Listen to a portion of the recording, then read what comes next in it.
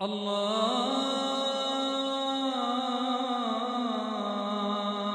أكبر الله أكبر الله أكبر الله أكبر أشهد أن لا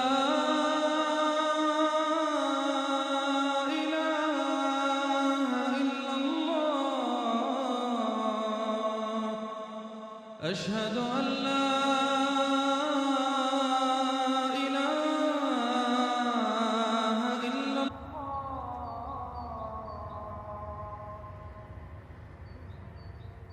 أشهد أن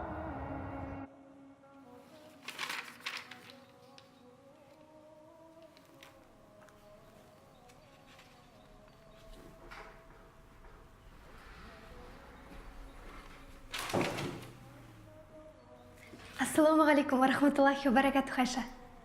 Уалейкум ассалам ва рахматуллахи ва баракату. Бүгін мені керемет көркем сурет көрмесіне шақырып еді. Онда бүкіл әлемдік туындылар қойылады екен. Менде 2 билет бар. Менімен бірге жүріңізші. Үлкен рахмет сізге, Зәуре. Бірақ мен бара алмайтын болармын. Өйткені жұмыстан кейін маңызды шаруаларым бар еді. Айша, өтінем жүріңізші менімен. Сіздің басыңыз бос, еркін адамсыз ғой. Және әдеміліктен ләззат алып қайтасыз. Өкінішке орай бара алмаймын. Ренжімеңіз, Зәуре.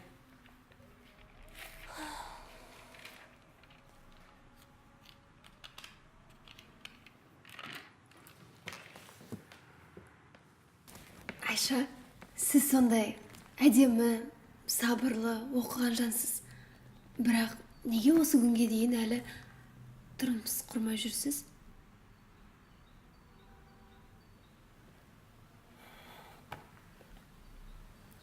Егер білгіңіз келсе, айтайын. Бірақ жауабын айтпастан бұрын мен сізге бір уақиғаны айтып берем. Кезінде 3 қызы бар, және 4-ші нәрестесіне аяғы ауыр бір әйел болыпты.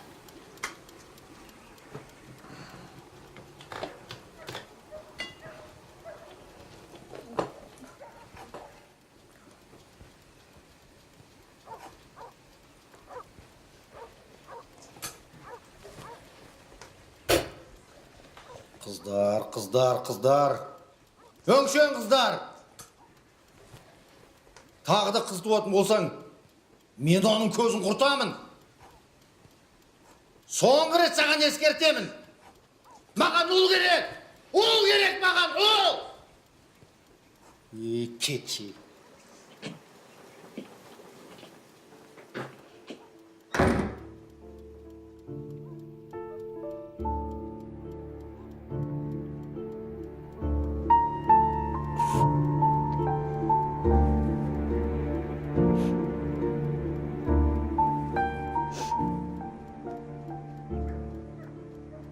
Ол кісінің ұл баланы қатты күткендігі соншалық.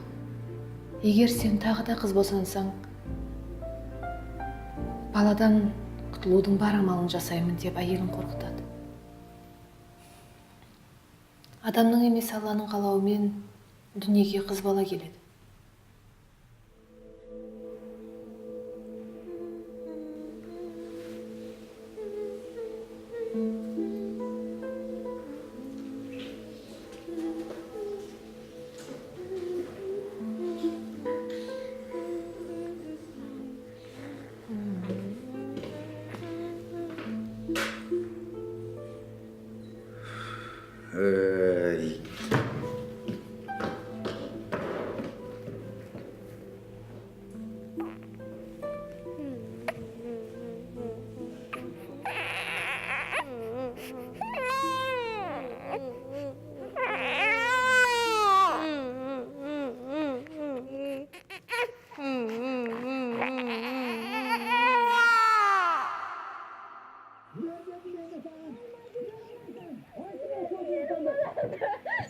Өткен саған демешім. Тек бара. Өтінемін, демешім, ағаны қайда алып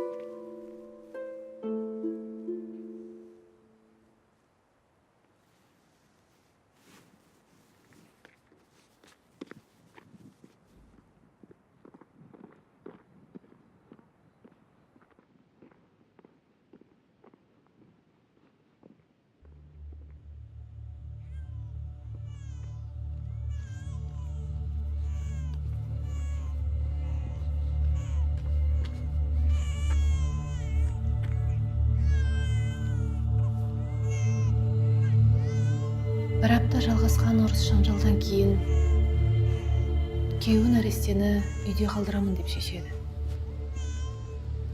Көп ұзамай әйелдің аяғы тағы ауырлайды.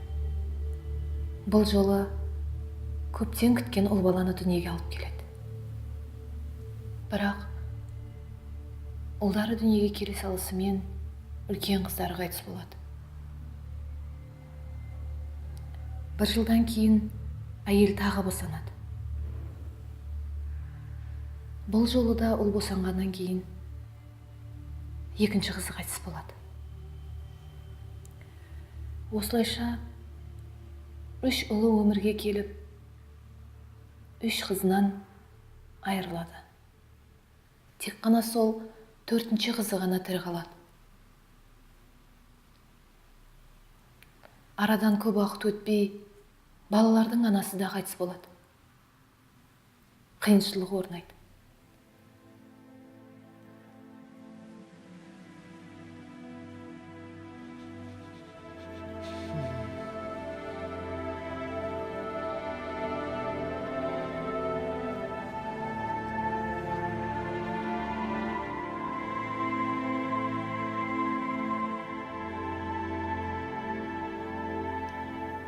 Тірі адам тіршілігін жасайды ғой.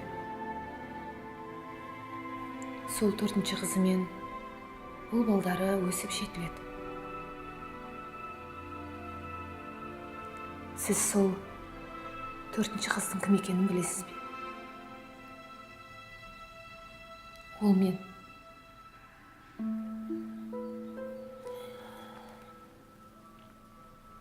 Иә, мен тұрмысқа шықпаймын. Өйткені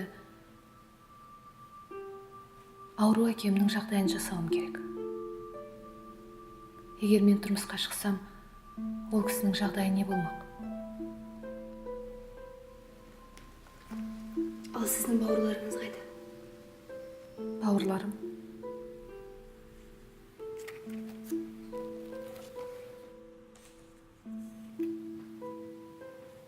Бауырларым қазір үлкен азамат болған. Лауазымды қызметте жұмыс істейді. Уақыттары жоқ құсайды.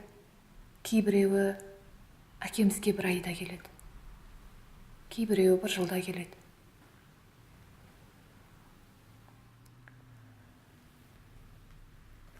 Ал бұған әкеңіз не дейді?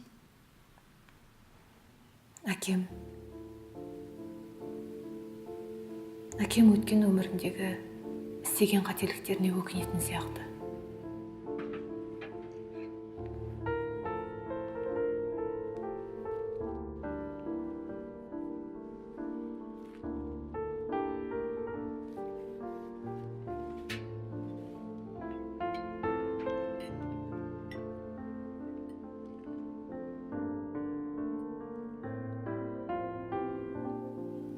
Маған көрсетпей, кейде жылап алады.